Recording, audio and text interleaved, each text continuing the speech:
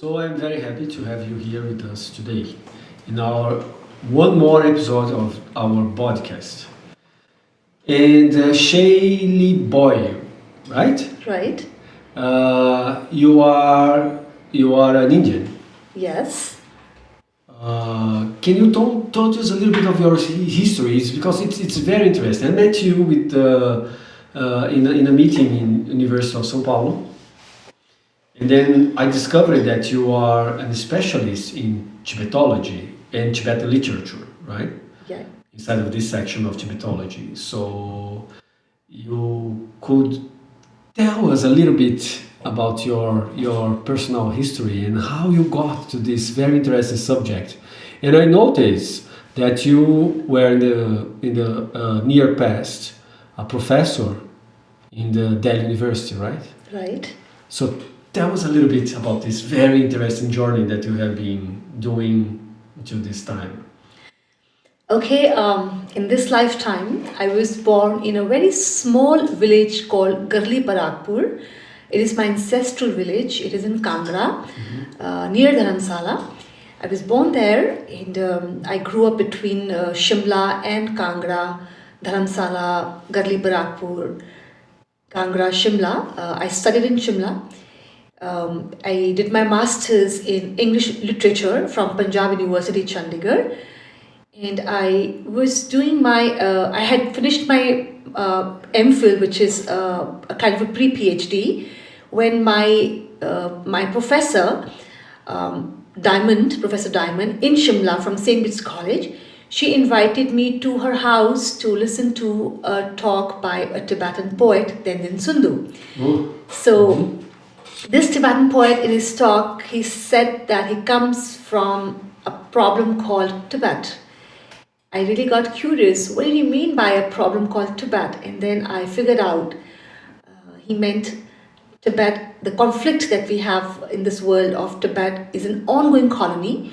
And I realized that I was doing my Master of Philosophy, my MPhil, pre-PhD, on new English literatures with focus on African literature and Indian literature. African, yes. So I was looking at this new English literatures and how do they deal with Englishness, the English language and their heritage, the post-colonial themes. And then I thought that we talk about post-colonialism as though there's no more colonialism in the world. The colonization of the world has ended, but we have ongoing colonies in the world. So we should not talk about post-colonialism as though everything is post. We should talk about an unhyphenated post-colonialism where it's a continuation of colonization, not an end of it. Yeah, that's it. And this curiosity, this thinking led me to research more on Tibet, and I decided to do a PhD on Tibetan literature to study the colonization of Tibet and how the literature it addresses issues of colonization, how it deals with the colonization and the new configurations of identity in exile. And then I did my PhD on Tibetan literature in English. So that's my personal history, my education, and I'm from Himachal. What's very strange to myself also is the fact that I come from Kangra, where we have His Holiness the Dalai Lama, where we have the exile government, and I, despite belonging to that place, despite seeing monks so regularly, despite living next to the Tibetan exile community, did not know about the Tibetan story. Wow. Until I met this professor, until this professor invited Tenzin Sundu. How old are you when you met him? I was 22. 22? 22-year-old, yes. Okay. And I didn't know throughout this time. So I was also a bit embarrassed, ashamed of my ignorance. But it's never too late to learn. Yes, that's right. And how was your childhood in India? I mean, close to this region, right? It's pretty far in the north. Yes, right? yes. How was your relation with the environment and the costumes and the culture? That's a very beautiful question. See, I grew up in the countryside, not in the city. So, as I said, I grew up between Shimla and Kangra, places in Kangra, all over Kangra, Dharamsala, Garli Paragpur, Reth. These are small places in Kangra, the district Kangra. and Shimla. In Shimla, I was in the interior. I was in the countryside, a place called Mashobra. So we have apple orchards there. So my childhood was definitely impacted by the nature around me, the huge mountains, the apple orchards, the snowfall. And when during holidays I would go to Kangra, Dharamsala, I would spend time, we had these rivulets, we call them khad, so we would just walk in the khad in the water, we would collect pebbles. Yeah, wonderful. Yes, and also my childhood was also with animals. My maternal grandma, she had a farmhouse, she had some cows, some hens. In Shimla where I grew up, we had stray animals and we would get them home. So my childhood was really blessed, it really was it was really defined by nature around me. And then when we moved to the city, proper Shimla, where we had traffic, where we have pollution, of course not as much we have in the bigger cities like Delhi, or Mumbai, but still compared to my village, I felt a bit strange. I was not very comfortable. It took me time to adjust to the noise. I see. Yeah, I imagine that. And how old are you at that time? Like 12 years old, 16 years old? When we moved to the city, yeah. I was around 14-year-old. 14, yes. 14 should be because you are becoming a teenager, right? So yes. It should have a lot of impact on you to change the environment like yes. that, right? Yes, definitely. And what about the language? What were the language that you talk there? Oh, we have a proverb in India. It says, "Kos kos par badle pani, char kos par bani." What it means is, kos is the Indian older measurement unit for kilometers, that every few kilometers the water changes, and even less than that, even in distance lesser than that, the language changes. Wow. Okay. This is to say that geographically and linguistically India is diverse, very diverse. Diversity is everywhere, yes. Right? Mm-hmm. We have 22 official languages. 22 official languages. All right. And we have hundreds of state languages. Okay. And we have thousands of dialects. Oh. So I grew up in a multilingual India. At our home, I heard my parents talk in Kangri. Kangri is a dialect from Kangra, right? I heard some of my Punjabi neighbors talk in Punjabi. That is the language from my husband's state. Okay. We spoke Hindi and we studied in English. So I grew up speaking many languages.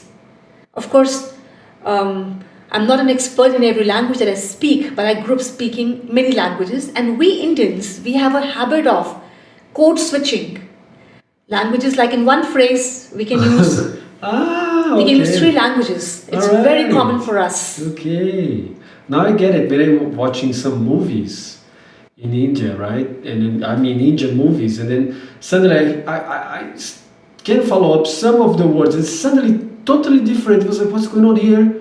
It's like the accent, the tones, everything changing, and then come back, and I was like, why? What's what? Now I know. They are changing the language, yes. Right? There's a word for this. A word for this is called chutneyfication. Chutney? Chutney is like what you call in Brazil molho, right? So we say that we've done a chutneyfication, chutneyfied all the languages. So we have a mix of languages. It's very common for you will hear people speak English and Hindi, very code switching. So we call it Hinglish. Like here in Brazil, we say Portunhol. So people who live between Portuguese and Spanish, they mix the languages, we call Portunhol. So we have a Hinglish there, and then we have many more languages. Right. And this is not only this linguistic variety impacts it defines our daily life, our rituals. Oh yes, that's our right. vocations. Totally right.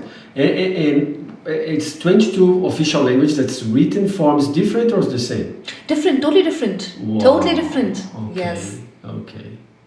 That's a challenge because in China, for example, we have the Hangyu, and the Hangyu is like patronized, like Portuguese, right? The whole country is patronized on that. But there's variations.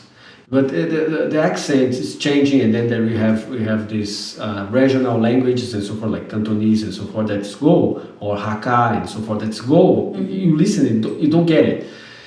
But 22 is something else. You see, it's like, oh, it's a diversity of culture that resembles a little bit Brazil with the when we say the original people here. They have like 300 something different languages. Yes. And different mythologies and so forth. By the way, the religions are different. There are 22 different kinds of religion that goes together with the languages, or just like one religion for all life? So India is a multilingual and a multi-religious country. We have so many religions there. The main are Hinduism is a dominant religion. Then we have Sikhism, Jainism, Buddhism, Islam, Christianity. So we have many religions there. But these are like, for instance, like when you talk about languages, they are main 4 language groups: Dravidian, this Indo-Aryan, Dravidian in the south. Then we have, if I remember it well, Austro something, which is spoken by the Adivasis, the tribals, and then we have Sino-Tibetan. So they're the main 4 languages. So we have many religions, 5-6 main religions, and then we have sub-religions. See, it's very interesting, we have something called Kulja Devi. Every family has its own god. I have my Kulja Devi, my own family god. So we have a lot of religious variety, but the main religions are 6-7 that we practice in India. Yes.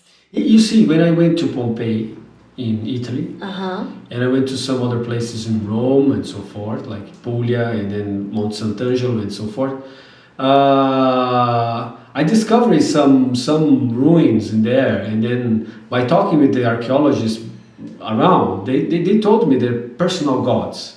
Yes. Family gods. Yes. And some of them in Greek are called daimon, not demon. After that become demon because the Christianity came and then start to compete with the religion, and then it becomes like we are inside of the market, right? But before that, each house, each family has a personal god. Yes. Yes. And they have these offerings to this personal god. It reminds immediately India. I said, oh, look, it's very close. Yes. You know? You have a very interesting story to tell. After I married, me and my husband, we went to our Kulja Devi. Kulja Devi, goddess of my family. Your family. Yes. So we went to this temple, which is in Kangra, Garli Barakpur. And the priest, he gave me a very small stone and he said, take this with you. This is a blessing from your Kulja Devi, a blessing from your personal deity. Take it with you. And I have it. I brought it with me to Brazil, and I did something that gave me a lot of satisfaction. You know what I did? We went to Peru, and in Peru, Inca. We went to this Inca city. Inca city, they have a temple. In the Inca city, the city of ruins, they have a temple, and this temple, people from all over the world, they bring stones from their lands, from their mountains, and they place it there as offering. So it is a very international temple. It's an Inca temple, which has become a very international temple because people all over the world, from all over the world, when they go there, they visit the place, they offer something from their land, a stone. I placed my Kulja Devi there. Wow, beautiful. And this act has given me a lot of strength. I carried my Kulja Devi with me, and leaving it there, it's a memory that is always going to be with me, even maybe in my next life. Beautiful. You see, in our country here in Brazil, we have these original people, right? That they call them Indians, right? So it's a parallel with, because they mistakenly thought Brazil was India when they arrived here. Right. So also they say, because now of course, when you go back for the history, say, oh, it's not really like that. But they already knew about Brazil and so forth, but did not call that Brazil and so forth. But they call, like, in the beginning, Holy Cross land. And then before that, there's even, I don't recollect the names, but they have another names from that. And these original people, they have their family, like say family or tribe personal gods, you know. Some of them is related to the black cat. Then there is the onça pintada, you know, and then there is the jabuti, and then there is the snake, and then all these kind of personal gods are there in the manifestation of divinity. And it always resembles India to me. I was looking to, so it's very close to that. And when we go to China and Thailand, we face the same thing. We face personal gods in this regional religion that's there, and they always like, oh, this is my family god, you know. And then when we enter in the Catholicism, Roman Catholicism, and go a little bit deeper, what do you find? You find the same stuff, a transformation of the personal family god into the guardian angel. Exactly. What a beautiful parallel that you've established here. True. It's the same all over the world. We just speak it in different terms, different language. It looks like there is a possibility inside of our constitution that goes beyond the limit of time and look for something that's more interrelational with not just remain in time, immanence, but goes for the transcendence. It wants to relate with something else, and the thing is, looks like this something else appears and really related to us. And then it creates the base for religion thinking. And in Brazil, for example, we have ayahuasca, right? Yes. And have jurema, and have all these wonderful things that resemble the prophets in Israel. You know, the prophets in the Bible. Nobody talks about that, but they found there in Israel some, in the region of Israel, some archaeologists found some altars for the gods of Israel, and inside of these remains there is substance like cannabis, opium, and so forth that they used to smell in order to contact with the God of Israel. So it just like collapsed this idea that no, everything there has nothing to do with this nature substances. No, it has to do. You know, so it puts like everything like the same plane. If you have to use nature in order to get beyond nature. You exactly. Know? You know, not that we're talking about ayahuasca and nature, I must say that it really is about how you understand, how you approach this medicine. Like for people in the forest, they talk about this as medicine. It's medicinal for them. Now there are some people who abuse the medicine when they call it substance, they call it drug. For indigenous people, it is the medicine. So it really is about, it's really about how you approach anything. This water here can be just water for somebody. I hold it in my hand, I speak a prayer, I talk to this water, I create a pattern in this water, I drink it. It becomes medicine for me. Oh, I see. So nature likewise may mean nothing to some people who probably they are not connected with nature the way indigenous people are. People who are born in big cities, grew up in big. That's why when you ask me about my childhood, I think about nature, and I always carry it with me.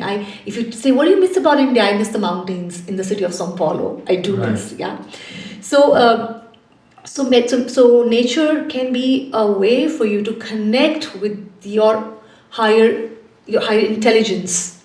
It brings it in you. It takes you to your unconscious, to your subconscious. It puts you in contact with the bigger world out there that we cannot see or understand with our limited sensory organs. For instance, when we talk about colors, we talk about the colors that we can see. Dogs can see maybe just 3 colors. For them, only 3 colors exist. It does not mean that these are the only colors we have. Oh yeah. There are many more colors that we can't see because of our sensory limitations. But nature, Mother Earth has plenty for us. It has plenty of medicine for us to have to consume, to be able to realize our powers and to realize the nature of this universe. Some people talk about if you have too many gods, then you are lost. Why are they against the multiplicity of the universe? There's no one universe, universes, it's infinite. Yeah. So it's with gods. And a personal God is also about your personal faith. Like Buddha said, don't follow me, create your own path. Because because even if the tree is one, right? But every leaf has a different story. Oh yeah. Every leaf gets different sunshine. It's the same sun from the sky, but a leaf might get more sunshine, one might get less sunshine. So I'm talking about getting a bit more philosophical, but this is what the multiplicity of gods, of languages, of cultures, of people, this is what it brings to me, this that we all have our personal trajectory in this world. You touched just a subject that is very interesting for me. I think I've been in India for like 15 times or more. And then every time I just take a little bit of walking and see the people and see the religions, cultures, blending together and so forth. Sometimes I go to the woods there and then I see little offerings to the trees. And when we see it here in Brazil, we see similar things. Mm-hmm. And I went to Japan, and Japan I just went 2 times, and then I saw the Shinto school there, or Shinto school of religion there, that means the Shintoism. Mm-hmm. And then they also have, they consider that the tree as something sacred. You have a little bit offerings there and so forth. Yes. So, you being an Indian person, and you come to Brazil, and then when you see, for example, the Afro religion matrix, how do you feel about it? Do you feel like very comfortable, very familiar, or you feel like very different? For example, we have the Umbanda, we have the Candomblé, we have all these indigenous coming, like the guys from ayahuasca and so forth, and they have many schools there.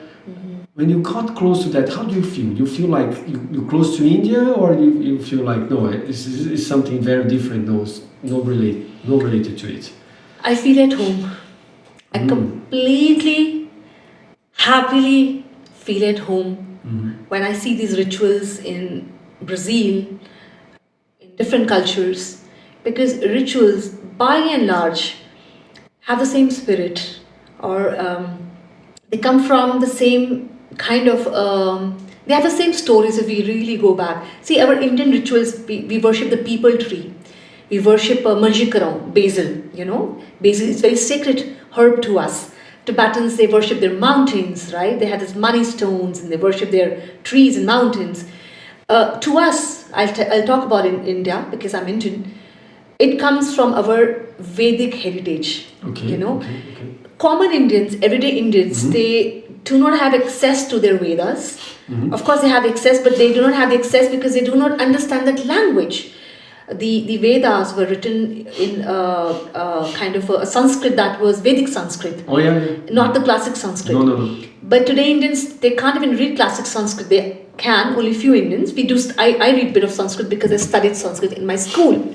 But not after that. Okay. So it's lost to me. I can go back, I can still read, I can understand a bit, I can have some vocabulary, I can go back and read again. But then I don't have that access to those Vedas, but I get that in my heritage from my parents, in our daily rituals. Okay. And one of the rituals that you just mentioned is our worship of trees, our worship of manjikaram, this herbs, this plant, which is sacred to us. And also this kind of heritage comes to us in our day-to-day lives, in our rituals. For example, the naming ritual, like when a child is born, how do you name the child with an alphabet that comes from the child's astral birth chart, our astrology. So these rituals, this Vedic heritage, we follow in our wedding ceremonies. We follow it in our. So, but now circling back to what you said about different. When we say similar kind of practices in different cultures, what do I feel? I do understand that it's something similar in India, but I do not understand the story behind that particular ritual as much. I don't understand the story behind my own ritual. Right. My own ritual. I might have a little bit of understanding, but not deep. And for the deep understanding, you have to go to specialists.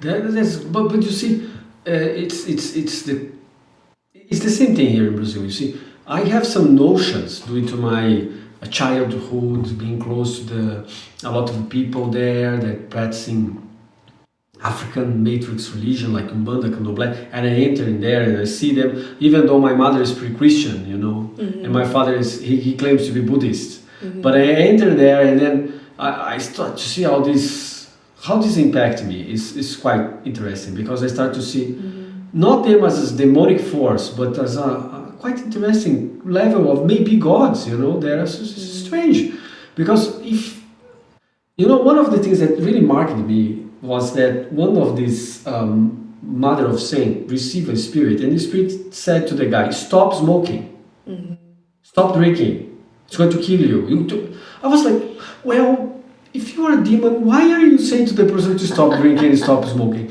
And then there's another comment that said, you know, you should stop eating so much candy because I have a condition. And then I learned after that, I learned that he was diabetic. You know, and then I was like, well, if this is a demon, why are you giving good advice? You know, shouldn't say, oh, eat a lot, smoke a lot, drink a lot, who cares? Destroy yourself, right? Right. And it's not saying that. I was like 9-10 years old. I was like, oh, this is interesting. I heard my mother saying this is demonic force, but actually I don't think she's right. I don't think so. And it brought me close to them, you know, because I start to respect that there is other levels of reality and it's not evil. You know, Christianity has these things, especially in some circles of Roman Catholic Church and evangelical church, also in this thing. Everything that comes from other is demonic. So you separate yourself from others, you see. Right. See, anything that makes you look at the other's religion, culture, belief in a negative way is not worth your time, is not worth your... it's not really something that is religious, you know. A true religion will never tell you that the other's religion is demonic. And this vocabulary of everything, like I'm the only god and all of the gods are demons, this is something that we have to really get rid of. It should not be the reference point in our lives. We have to respect our parents for what they have received, what they have learned, and we have to unlearn that and relearn. You know, it's very important to unlearn what we have learned, retain some of that learning, and then relearn. So this is not the vocabulary that we should at all use, that we call some spirits demon and some spirits. We shouldn't really be using this vocabulary. It's redundant vocabulary. It's negative energy. It's negative. Its engagement is absolutely unnecessary, I believe, because then the conversation reduces to this versus that, rather than totality. And I must say that, you know, a lot of these things I talked about the Vedas, a lot of rituals, a lot of customs, practices, ideas in our daily lives that we follow, they are built on our heritage. It's just like, for instance, when I came here, you told me that this building is it's undergoing renovation.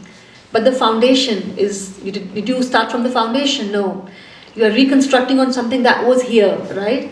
So our rituals they are those foundations, and whatever we are doing on this is we are reconstructing, you know, but the foundation remains the same.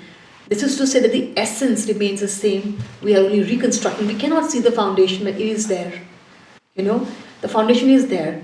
So we have to value that foundation, but then not reduce it to just this versus that, demon versus Satan versus God, you know. Because in the end it becomes like exclusion of people. Yes. Right? And believing in something that is not there. For example, if you eat something that comes from that person, it's going to give you unhealthy or diseases.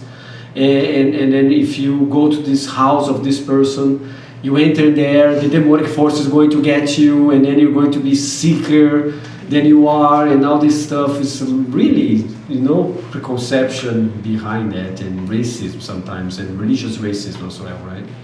Yes, there is racism. There have been like colonial ideas and of colonizing through religion, through language. You know, like when the British came to India, what did they colonize India with? They had the first full edition of Shakespeare's plays, right, in 1616, and they had the Christianity. But I'm not saying that Christianity is a beautiful religion, and I have a lot of Christian friends, and I go to church. I just studied in a Catholic university, a college, St. Mary's College in Shimla, and I have nun friends, and it's beautiful. But some people who talk about us versus me versus you, I believe somewhere they're misled. I'm not against the religion. I'm against these categories that are created, and they're misled. They're totally misled into. From where we get fundamentalism. Brazil is a very blessed country. I love being here. I think Brazilians are more spiritual than anybody else in the world. You know why? I think why? Because people don't have this fundamentalist idea about puritanism. My pure race, my pure blood, my pure identity. Everything is such a mix here. Such a beautiful mescla. Such a beautiful mix of hybridity of identities. Like somebody is at the same time has Portuguese parents, Italian grandparents. Has a bit of indigenous thing here, a bit of this, bit of that. It is so beautiful. And so what is people they're left with? They say they're left with spirituality. There's a reason why people here are so warm. Brazilian bondage is so exceptional. You go to a world with a lamp in your hand, you will not find Brazilian bondage anywhere. You will find bondage, but Brazilian bondage is so exceptional. And I think it comes primarily because old people here themselves, they are very hybrid. There's no these ideas of you versus me. It doesn't exist here. You come to Brazil, you speak a bit of Brazil, you say Olá, tudo bem, you have Shopee, you're Brasileiro. Você brasileiro, you turn into Brazilian, So people are so accepting and, so accepting and welcoming here. And it is precisely because they are not bound to these narrow categories.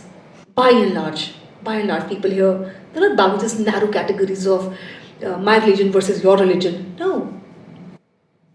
You see, most of the time here in Brazil, we have this, we may say like this, you are very fortunate that you're seeing this side of the country. I'm very happy that you are seeing, not experience the racist part. There is, it's here. But you see, luckily for us, we have this combination of black people and Chinese people and then European people, and then they got all together, and then suddenly they start to get along, and then marriage come along, and then they start to have kids, and then they are like me, like a combination. Right. And then it's destroyed the stuff that come with racism, at least to some of groups. Mm-hmm. But we still have a lot of problems here in our country. As you can see, there's people that's fighting for the same look. There's need to have integration of black people into like some stratas of society that is, for example, professors in the university. There's not much, almost nothing there. Something's wrong, and you don't find much of Japanese people or Chinese people as well. You find like European descendants in there. Yes. But something is there, but it's changing, like you are saying. The popular culture that does not have anything else but hospitality towards people start to think, and then start to reflect, and start to say, look, why are we here? We should be everywhere. And that's the spirit. I think that's the spirit of Brazil. Yes, as an Indian here, I have experienced racism, I will not deny. And I do observe that some places that I visit, why don't I see Afro-Brazilians there, So I have experienced a bit of this classification, and when we have a quartinho in the house, what is the concept of quartinho? Small little room with a washroom, small washroom for the maid. That's also like a kind of what we call in India casteism. It's a kind of a classicism, So I have experienced it here. That's right. But it is, I'm not saying that Brazil is utopia. Everything is perfect here. We have imperfections everywhere. I have seen this here. But I'm talking about that by and large people are really good. That goodness is what needs to be nurtured, so that negative aspect of the society, that exclusion that still exists, can be changed. So this is my request to Brazilian people. You are very good people. You have to build on your goodness to make Brazil a better place to live in. And this better place comes along with this religious dialogue, respect of of course, you have your own faith, and you have to have your own faith. But at the same time, you respect other people's faith and don't do to them what you don't like to be others to do to you. So, for example, here in our city, in our regions, we have this Afro matrix. And it's a combination, right? Spanish and Afro and so forth. That's called Umbanda. And some of these places has been object of persecution and exclusion and so forth. It's so sad to see that, because it's a pluralistic religion that comes everybody in. You know, it's cool. I'm not. I have many friends that are. I continue to be like, one side of me is Buddhist, another side is Christian. But at the same time, I have this respect for them to the point of I want to learn their mythology, their bases, their principles, concepts, and so forth, rituals and so forth.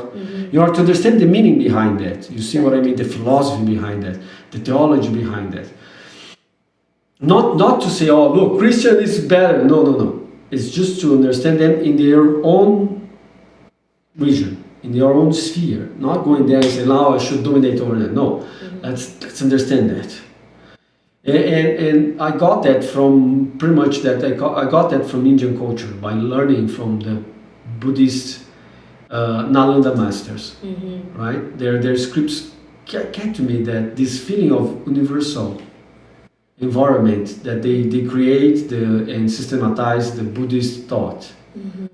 Every single time we see words coming from the Vedas there. And I was always, like I said to you, we are talking before these recordings, right?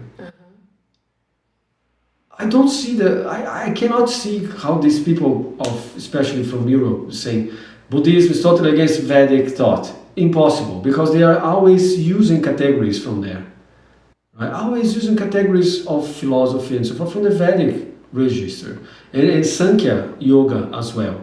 So how it can be possible they be like fighting with everyone else, like a mirror of some levels of Christianity? It's impossible. It's not there.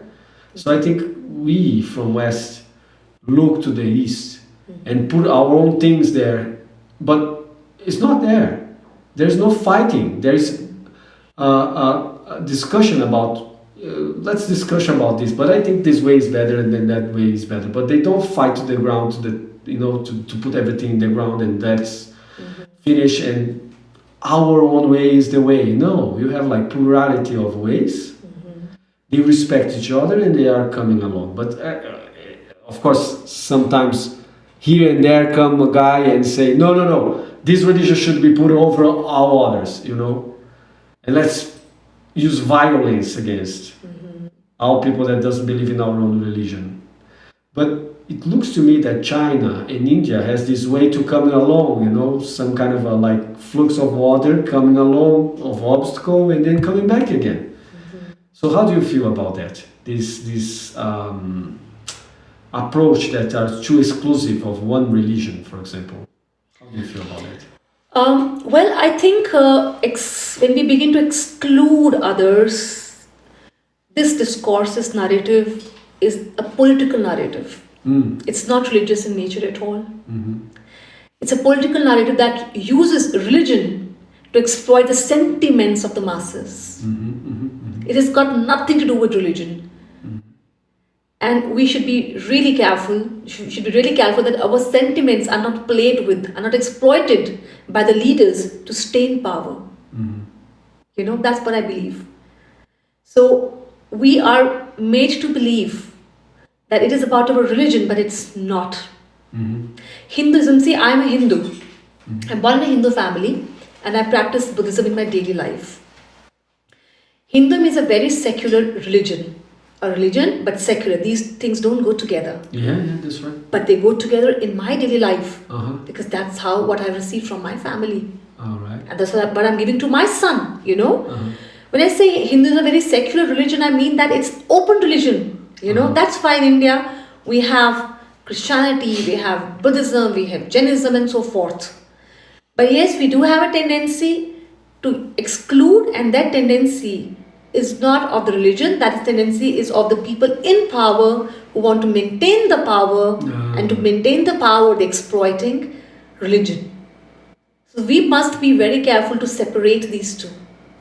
That's right. You see, in our country, in Brazil, we have mostly these big two groups, Catholics and evangelical. Mm-hmm. And they keep struggling with each other and repeating phrases that come from the political leaders. Mm-hmm. And then we have like preconception coming from Catholic against evangelical people, and we have preconception of evangelical people against the Catholic. But when we go for the minority, the small religions, we sense some kind of even angry position or hate position. When some Catholic goes to talk to them, they react like, I don't want to listen to anything related to Christianity. I'm full of that. You know, the resentment is there. And then they got like this preconception against evangelical people as well. They say, no, nothing to do with evangelical, not to do with praying tongues, not to do with these things. We sense again the resentment, the fear, the hate behind that, because they are persecuted by them. But we have to cross this boundary, otherwise this violent cycle of emotions is still there, you know. I think the world is, the world reacts the way it reacts because of the traumas that they have inherited from their families, from their parents, or the trauma that they have undergone. So the reaction is more of a psychological reaction, more of a biological reaction, than the reaction based on facts. You know, the world needs healing, and it's very paradoxical that a lot of trauma has happened because of not the religious violence, but the violence by people in power, violence committed by people in power using the tool of religion. So they've turned religion into a very handy tool, a weapon. That's right. Right? And in doing so, they have actually reduced the worth of the religion, but we should not let them do that. We have to take back our religion, you know, and live it to its full potential, and not discard it because somebody made it a tool. We shouldn't let people do that to us. You know, when I was a little girl, I was in class 8th or 9th, about 12-year-old.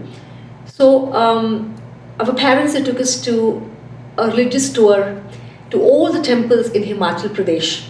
It's called Devbhumi, my state. Oh. I belong to, it's called Devbhumi. Yeah, Dev is God, Bhumi is land, the land of gods. Yeah.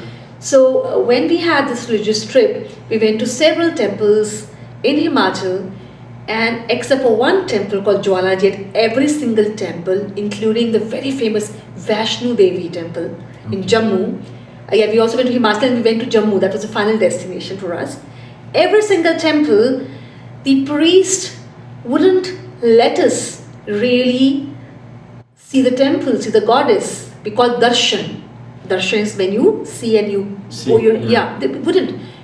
They would only let those people do that who would give money. So there is a donation box. So when I put the money in the donation box, I was just pushed. And there's a long queue of people. And I'm like, what is this? We have God here? What kind of God is it? What place is this where such kind of things can happen? And there are cops at every place. But the cops, they are allowing this. Because at the end of the day, they will take all the offerings, all the money, all the donation, and they keep it to themselves. You know? So this really, and I was too young to understand and to process this. I was too young. And I became irreligious. No, not irreligious. I became, my thoughts became very irreligious. I became a kind of atheist. No faith in God, because this is happening in the temple. It took me many years to overcome this trauma and to claim back my God, claim back my religion. Right. Yes, it took many years for me to heal and to understand that what they're doing there is nothing to do with God. They are only misusing God. And you know, I am a person, I'm a very scientific person, and I'm a very spiritual person. All right. How does this go together? It means that as I gave example of this water, I speak a prayer, I send something to this water. something will change in this water with my prayer. Okay. It's structurally changed. I drink it and it becomes medicine for me. Likewise, gods. Where do gods get the power from? They get power from our faith in them. You know, I have faith in Hanumana, in the statue of Hanumana. That's how the statue gains power. You know, right. So I have to claim my gods, which means that I have to become a believer again. Believer again. And to become a believer, I have to have the right intentions. And I have to prayer, and prayers are powerful. Prayers they create a vibe, right?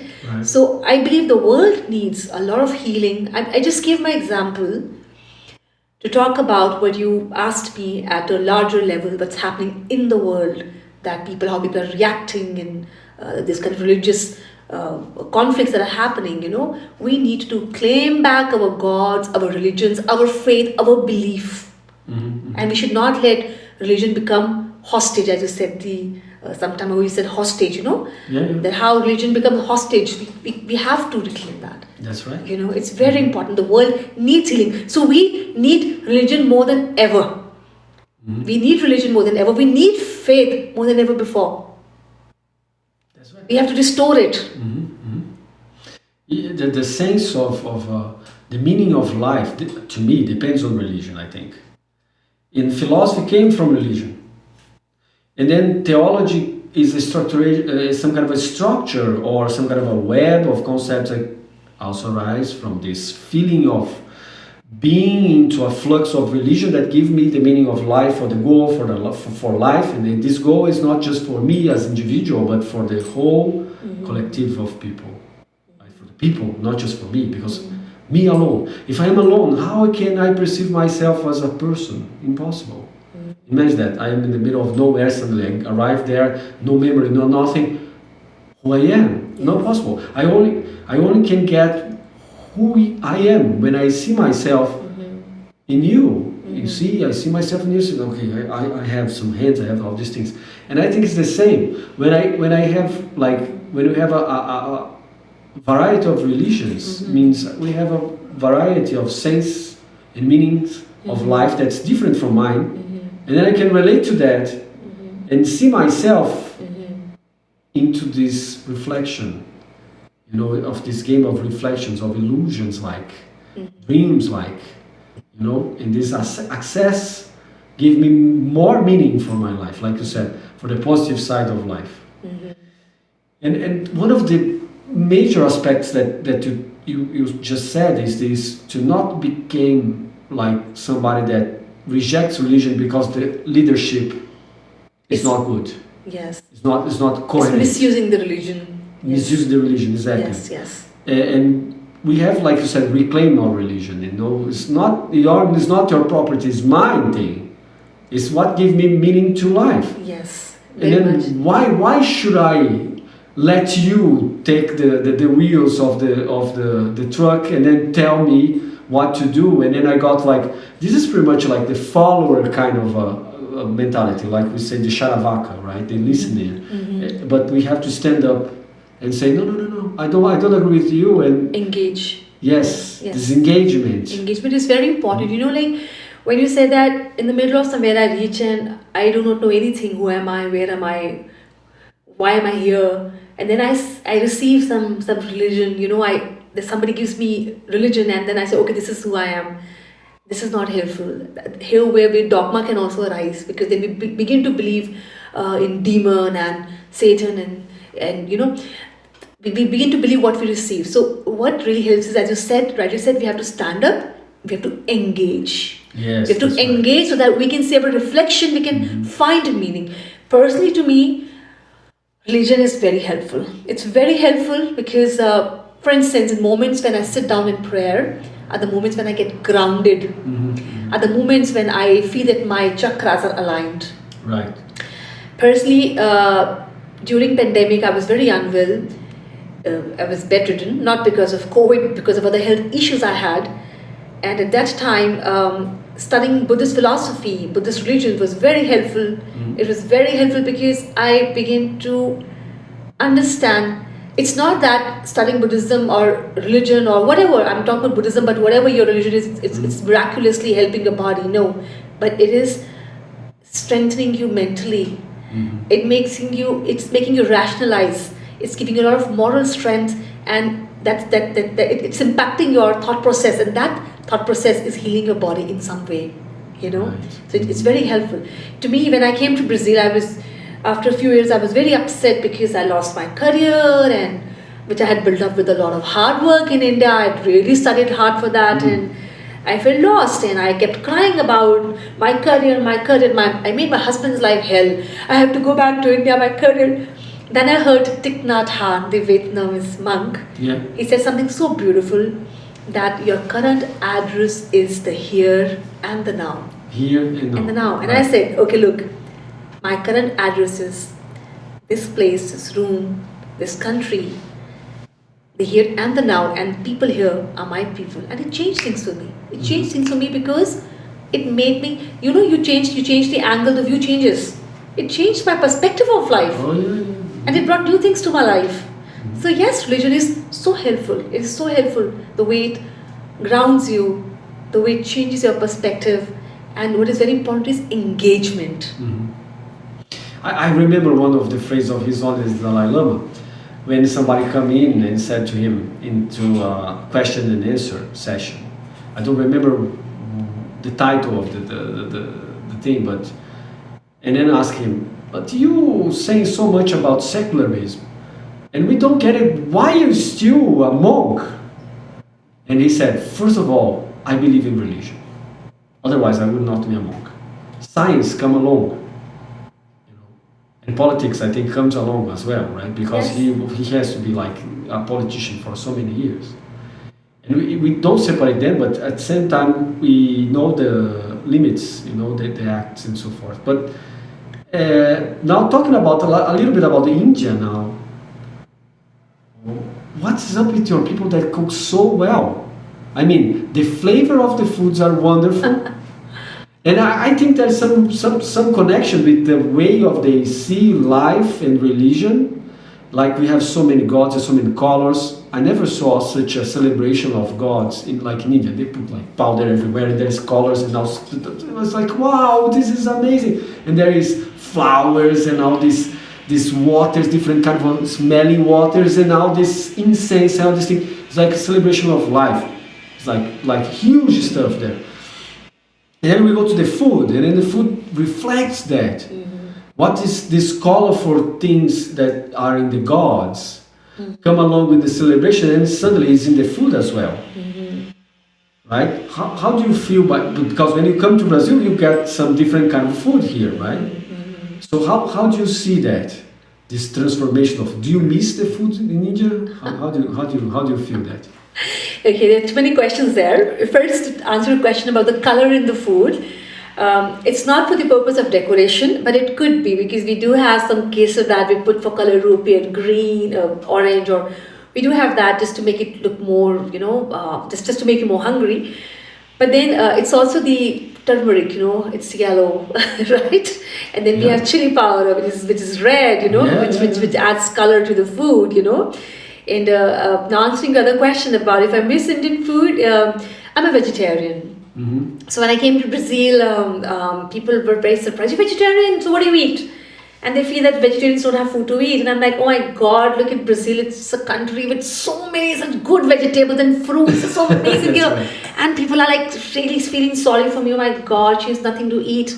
And I'm having a time of my life in the buffets, Yeah. I mean, the buffets, they have so many vegetables, and some are they just refogadas, slightly sorted, and some are vaporizadas, some are cooked. Yeah, that's right. And there's so many, and I'm like, wow, such variety. And I'm having a time of my life eating vegetables, and they're worried for me, From where is she going to get her proteins? I'm like, here, we have beans, we have tofu.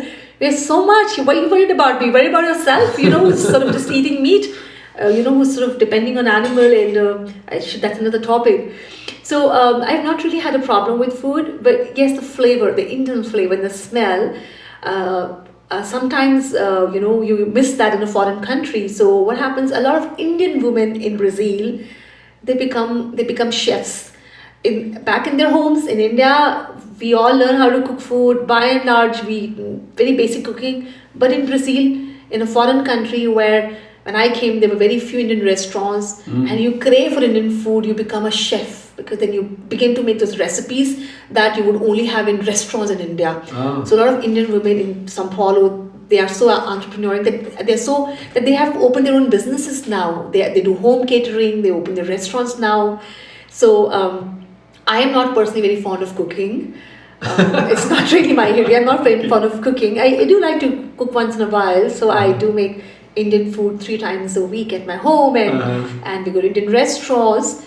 So that's what I do. And we get spices from India because we travel to India very often, so we get all over spices and herbs. But I'll tell you something, so many years in Brazil now, and I'm such a fan of Brazilian buffet.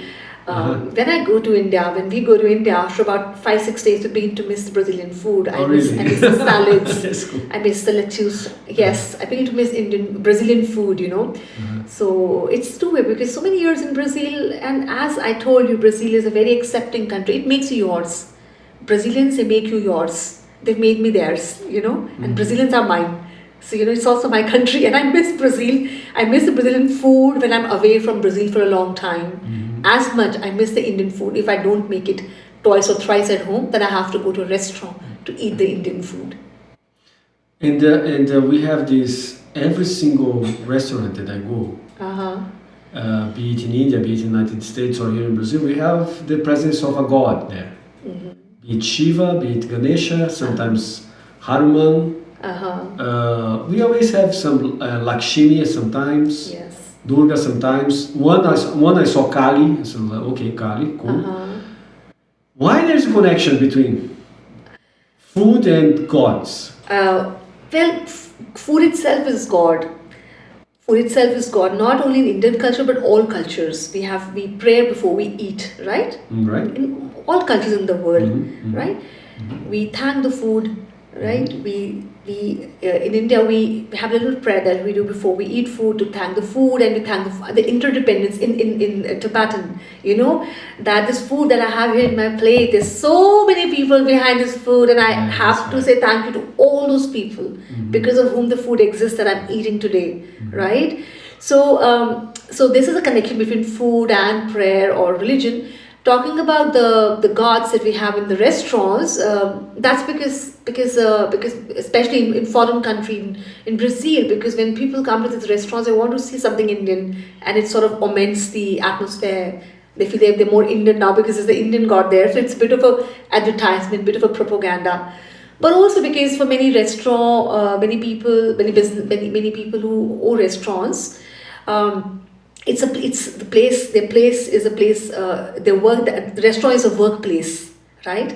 And your work is also a place, it's also a thing to worship because it sustains you, right? Like for instance, you showed me your little cave, your room.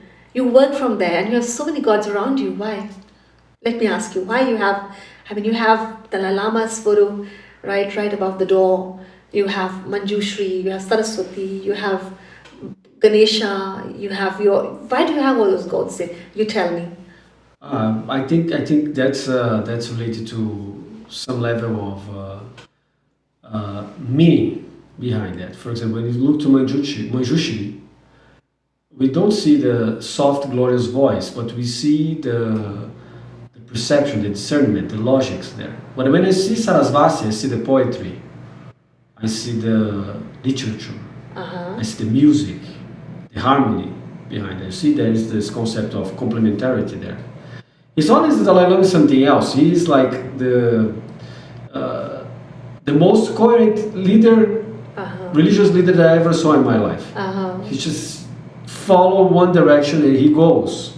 Right. And this always reminds me of be fully concentrated and do fully effort towards what you do without giving up.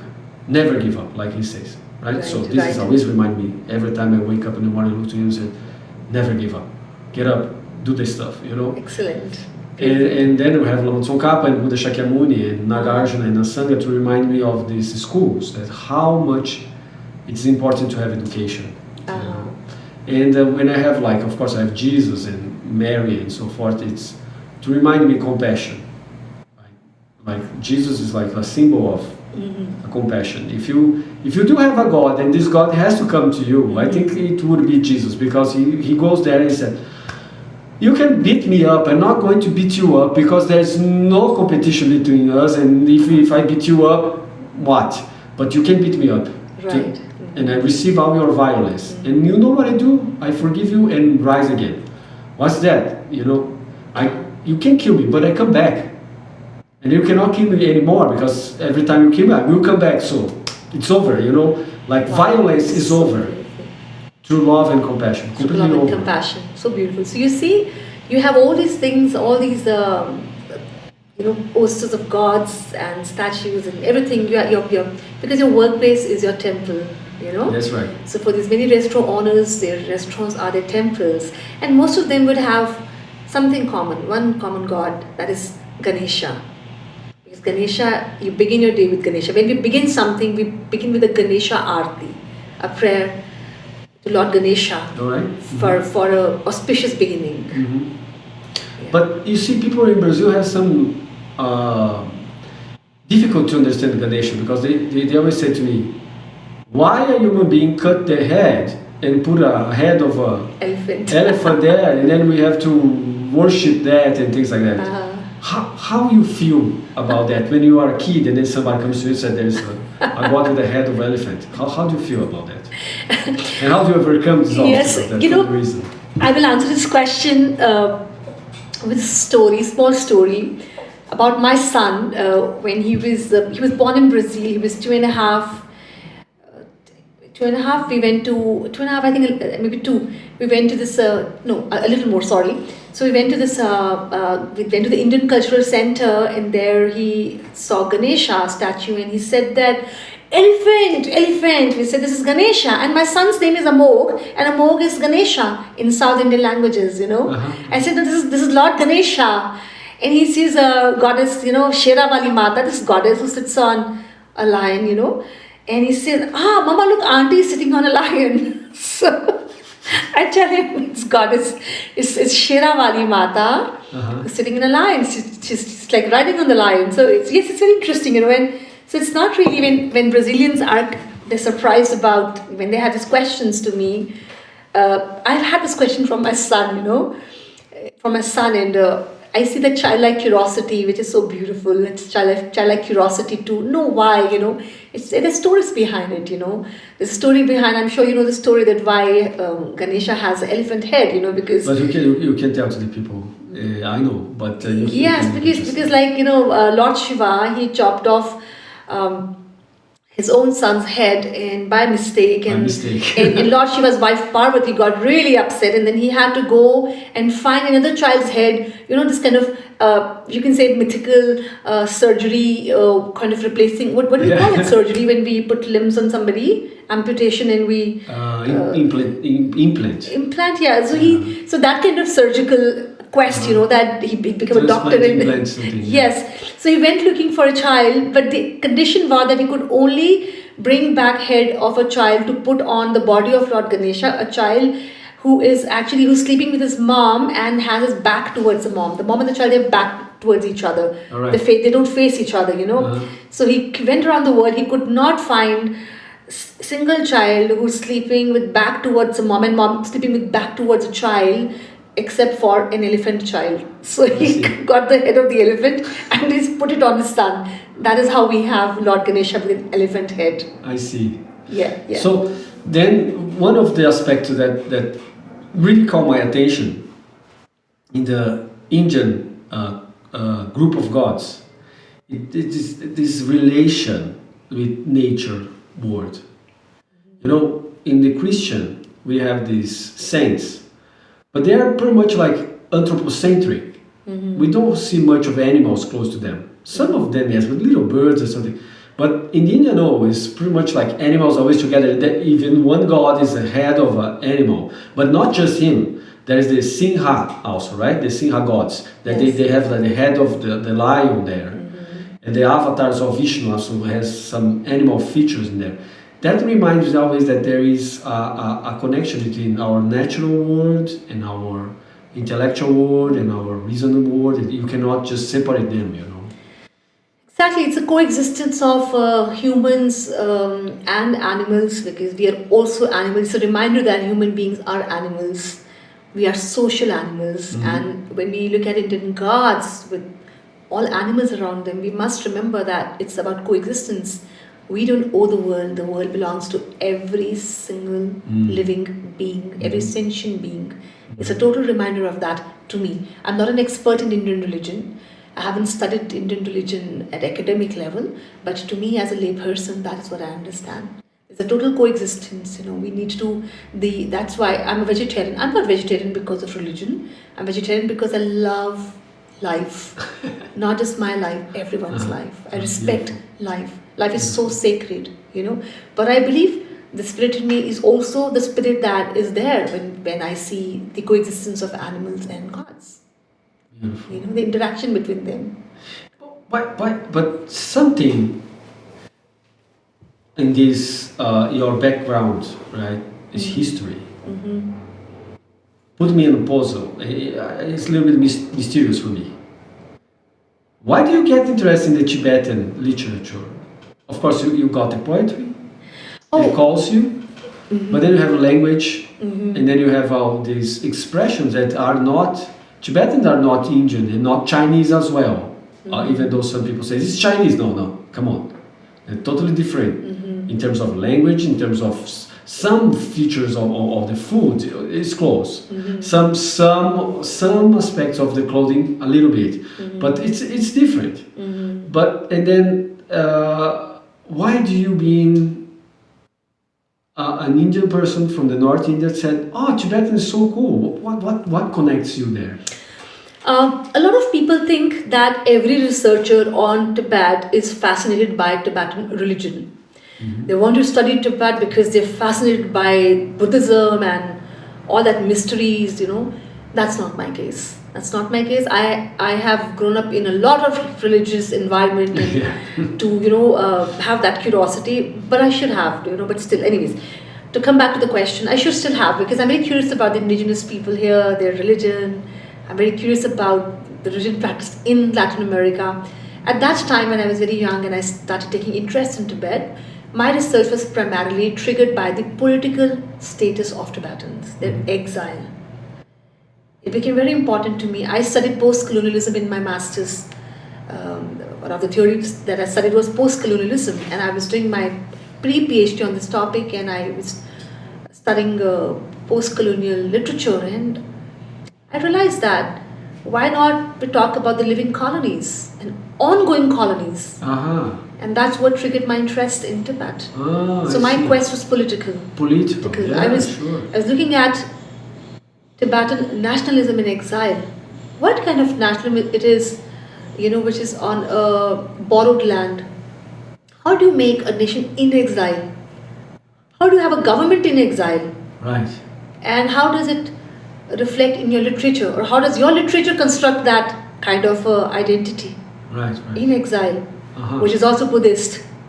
Not necessarily Buddhist, but also Buddhist. I say not necessarily because we cannot flatten Tibetan identity to a Buddhist identity. That's right. There are Tibetan Muslims, there are Tibetan Christians also. We must respect that. And there are some Tibetans who do not want to be religious, who do not want to follow any particular religion, right?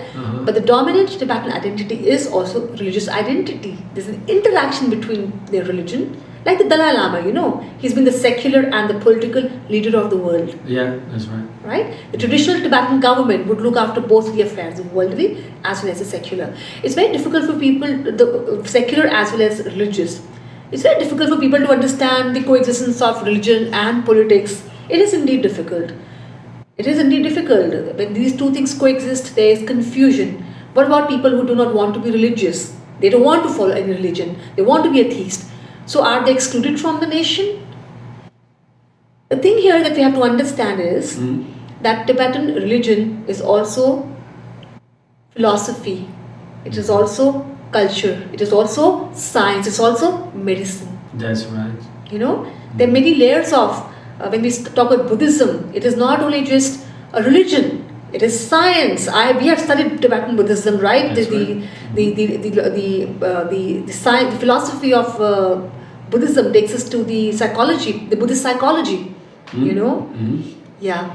They have Dharma, right? They Yes, have Dharma, yes. They still have there, and then there is the Yes. medicine Buddha. Medicine. and- So in my research, in my PhD thesis, I do not study Buddhism for its metaphysical postulates, but I do study for its political manifestation. That's right. That's cool. Yeah. And what was the conclusion you got from there, from this approach? From this approach, as I said, that the Tibetan political identity, it is not monolithic.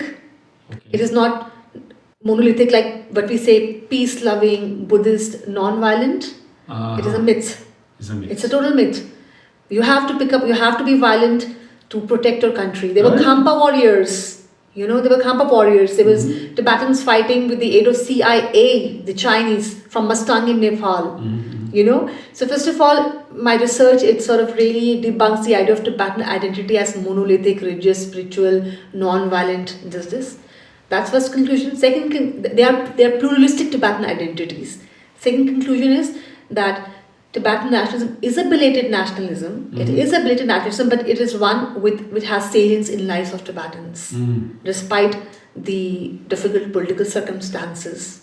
Right. And it is not going to end very soon. And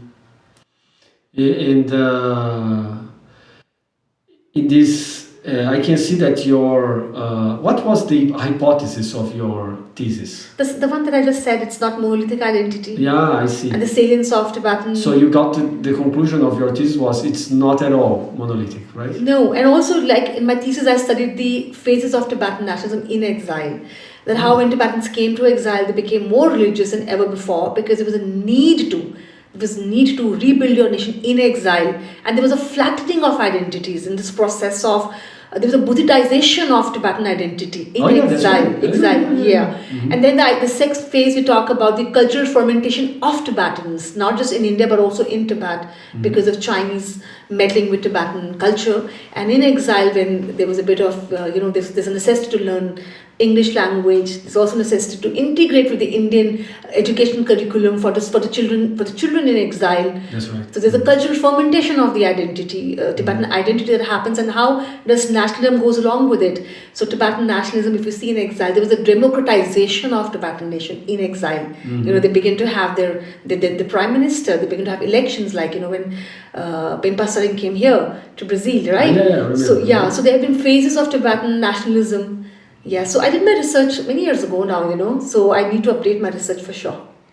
So, and then you have this, at least the author that I choose in the Tibetan culture and Tibetan philosophy is Lama Tsongkhapa, right? So at the time of Lama Tsongkhapa, we have this, it's different from the time when the Dalai Lama's rise, right? And the structure behind the political power and the monastic power, how they got together in order to sustain this Buddhist flocks to our times. It's nowadays we can see a little bit of repetition, but it has to adapt to the democratic system of India and so forth. But it's there. How do you see this? This question is not like it's a question for my personal thing. Like I'm trying to understand how they got together. How was the structure right after Lama Tsongkhapa in the rise of the first Dalai Lama? Right, that's actually the third Dalai Lama, Sonam. So then we went to Mongolia and so forth. How they managed to put like the monastery and the political power together and don't face a lot of opposition from the nobility and so forth there. In other words, do you think it's like feudalism that we have there, like the feudalism, or something different? If you're talking about past, we have to really see the past from the point of view of the society at that time. If we see the past from present, and if we see it from our eyes, our eyes of what we understand of like nationalism and globalization, and we will call it feudalism for sure. We'll call it barbarism for sure. I don't know. But we have to go back to that time and understand that culture from that perspective. From that perspective. So of course there were problems there was this poverty, there was lack of education, very difficult geography, the landlocked country that Tibet has been, with no electricity, no modernization. Of course. Yes. But you see some of these people saying that there is slaves in there. Is that true? Slavery in Tibet. Well, not more than slavery that we have in the rest of the world, Oh, I know. I mean, let's talk about slavery in the rest of the world. Like, let's talk about Brazil. Like, we have, like, who are the Quilombos? Who are the Quilombos here? They were slaves that were brought by Portuguese, that got revolted and then start to create something new, and then we have a lot of problems inside. But who doesn't have any problem? But then we have some of these critics over the Tibetan culture that says, but you have these Buddhist people there, but at the same time you have slavery there. Yes, definitely. I'm not denying that. Oh, okay. I'm not denying that Tibet had its own problems. Its structure was a bit backward, especially if you see now, we call it backward at that time. But there were more horrible things happening around in other countries, in other parts of the world, Yeah, when people say that to me, I always say to these Brazilian people, they say that to me, I said, but our country is a Christian country. It was the last country to release the black people that were slaves here. But at the same time, they released people in order to have some arrangements and to do agreements with the migrating people that then you have less costs, So then you expel the black people to the streets, pick up guys from the migration and pay less to them, then you have your costs with the slavery. What we call that? New slavery, right? A new form of slavery to the capitalism. So how you can criticize Tibet when you have something even worse here? You see what I mean? Yes. You see, the thing is that as scholars, we do research, we want to see, we want to understand, because if we don't have an understanding, how do we really build a thesis and on that? We do have to understand. But when we understand, we really have to see it from Tibetan subjectivity, not from my Indian perspective or my Western oriented understanding of nationalism society or community. I have to see it from Tibetan subjectivity, and to understand from Tibetan subjectivity does not mean that I have to deny, or Tibetans would deny, that we didn't have slavery or we didn't have a feudal setup. They did have, but it was evolving evolving in its own timeline. We don't have to be necessarily at the same timeline, And then they say, it's contradictory with the Buddhist fundamentals and so forth. I am not sure about that, because we have the concept of karma behind that, right? It is what, sorry? The concept of karma. And in the West, we have the concept of natural law. It depends how you understand that. You can justify some level of slavery. But like you said, nowadays we have so many slavery through the late neoliberalism. It's the same condition. But then you have like the capital as a symbol of, no, you are free. Are you free for real? Right? You have the state guarantees some levels of freedom, but you're not free. Definitely, the New Age slavery is less worse than the slavery we had in the past. The other day, my son was studying about the colonization of Brazil, when the Portuguese came here, and when they brought people in these ships, African slaves they brought from Africa, what conditions were the slaves in, how were they treated? It was horrible. And my son said, my God, Mom, it's bad. How could people do that? I said, we still have slavery, but we don't have it, oh my God, So we really can't compare. It's not comparable. That's right. Well, it's in terms of physical cruelty, you're right. We don't have that kind of stuff. We have other levels of cruelty as well, but you see in Brazil we have 12 million people in 300 years that really passed away coming from Africa to here.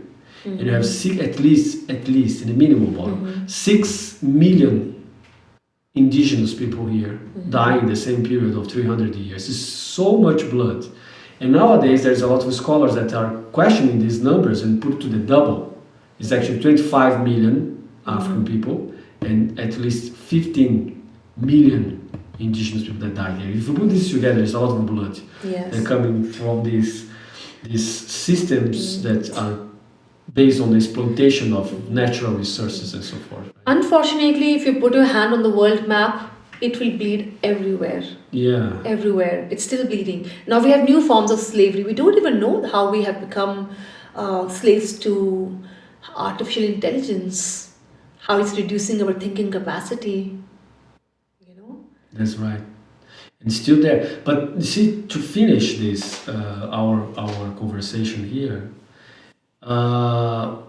nowadays we have inside of the Buddhist world and outside of the Buddhist world, and then inside of the Hindu and in Brazil as well, a strong struggle that coming along that is for the women to get their central place into whatever role of society. It's not just family, you see. And for example, in this morning I heard my wife telling me that some people said that Shakyajita, you know Shakyajita, right? This organization of women, Buddhist women, is worth for nothing because they just get together in order to complain about man dominance. You see, and the person who said that is a man. So when I see you like a woman, and then you become like a professor in a very traditionalist society, and I imagine how much you have to struggle, fight, and make a lot of effort in order to rise as a professor in the university. And then you come with your husband to Brazil, and then of course you have to have an eye over the Brazilian women's situation. So how do you see that? It's a very complex question and a very important question, and a question that really takes me deep inside me, you know, to the negotiations that I feel forced to make, navigating these rough waters of patriarchy, the structures, and despite being educated, despite having a doctorate degree, I still have to navigate these waters. Not only me, even men have to navigate these waters because somehow they're also stuck in this patriarchal system, young men, because they have the pressure of earning the bread for the family, you know. Mm-hmm. And so therefore, when they have the pressure of earning the bread, they begin to understand that their primary role is the bread earner. Mm-hmm. And for many men, most men, you know, they're also victims of this system. Even if they're educated, even if they're feminists, they also end up becoming victims. And even if we women are educated, we also end up, because we are psychologically conditioned to give priority to the husband, to his career, to his life, you know. It's very complicated. I have had a lot of... I grew up in a very liberal family.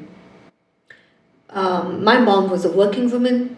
My father cooked at home. So my mom and dad, there were no roles. There were no gender roles that my mom has to cook, dad has to earn. Right. They both earned, they both cooked, depending on circumstance. So I really grew up in a very liberal family. Uh-huh. I never felt that being a daughter, being a girl is something different, you know. It really didn't really matter to me. It only mattered to me when I had my first boyfriend. Oh. And he said, and we talked about our dreams. And he said that, but I wanted to support me in my dreams. What? So I felt, wow. And so I'd like you to focus on cooking. And I said, sorry. What? Okay. Yeah, so we broke up, you know. Of course. Not on this topic, but this really made me feel that, no, this is not good. This is not what I want to do in my life. Uh-huh. And my husband, the one I'm married to, you know, very liberal, very kind, feels sorry for me. But I can't do much more than that, much more than feeling sorry. Why feeling sorry for me? Because we married. He was in Brazil. I left my job and came to Brazil to live with him, mm-hmm. you know, and then we never went back. I lost my career that I had built up with a lot of hard work, you know. So he feels sorry for me, you know, because he knows what it is to build your career. He feels sorry. But then I'm the one who gave birth to a child. I'm the one who's taking maternity, like looking after a child and doing the nurturing part. And he feels sorry. And then when he feels sorry, this feeling of, I feel helplessness, you know. At the same time, this is not my story. My story is not of being caught in the system. My story is of changing the system. Right. And with the help of my husband, Mm-hmm. So at the same time, he enables me. Mm. He makes sure that if I have an opportunity, he supports me. I'm able to encash that. Beautiful. Mm-hmm. For instance, he sent me here today, He said, go, So I travel around the world. I go to literary festivals. I attend events. I participate in conferences. So I'm doing whatever best I can do with support of my husband. And he has done what best he could do in his life with my support. So it really is something very mutual. So my story is not of somebody who is reduced to this kind of poor woman in the structure of patriarchy. Oh, right. My story is somebody who's operating within this structure, Mm-hmm. negotiating things, navigating waters, and redefining it. Wonderful. And Brazilian women are quite a good example for me because I do see them how they don't really think through these narrow divisions. They don't. The thing is that the sky is the limit. It's about what do you want to think through, what kind of glass you want to wear. I can't see without it, so I will blur it to me, So I have to wear glasses. I have to have wisdom to be able to understand, see, rework, redefine things, reclaim my humanity, my womanhood, my intelligence. That's very important. Wonderful. And if I can't do it for myself, I cannot help my son grow into a sensitive human being, or I can't help society. Great. Thank you so much for your presence here today with us. Appreciate so much your time and effort to be here and give us this wonderful idea of what is to be an Indian Brazilian woman in our time, in our country, in this space time that you are sharing. Thank you so much. I thank you for your time, for your questions, and for everything. Thank you. Dhanyawad.